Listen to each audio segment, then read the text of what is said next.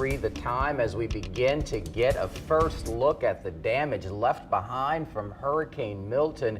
You can see in this video here, might be hard to tell, but in the background there, you can see a car that was swept up from those heavy winds, left suspended there in a tree.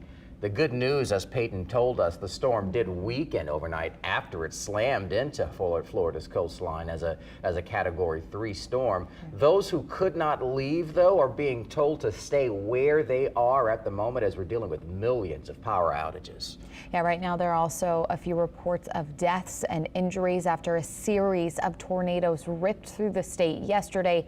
CBS News Cristian Benavides reports from Tampa. Hurricane Milton came roaring ashore on Florida's west coast overnight, bringing with it life-threatening winds, heavy rains, and dangerous storm surge. I hear a lot of wind outside. Bradenton resident Angie Samaro and her family are riding out the storm at home, located outside of the evacuation zone. We knew that we wanted to stay. Closer to the Gulf Coast in Newport Richey, residents and their pets took shelter in this middle school gym. We take this stuff serious, and we live in a flood zone. In the days leading up to the storm, millions were urged to evacuate. Last night, Florida's governor said it's too late for those who did not heed those earlier warnings. It's too dangerous to evacuate safely, so you have to shelter in place and just hunker down. Already, there are reports of deaths, injuries, and extensive property damage after tornadoes swept through parts of the state ahead of Milton's arrival. In Tampa, the storm struck here as residents were still cleaning up from Helene and dumped 3 to 5 inches of rain an hour.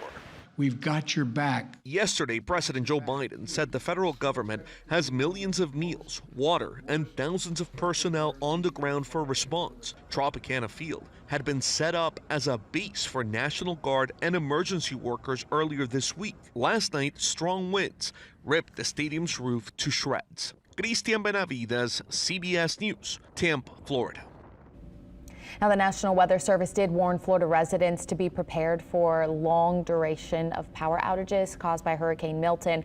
Already more than 3 million people are without power there. That's according to the website poweroutage.us.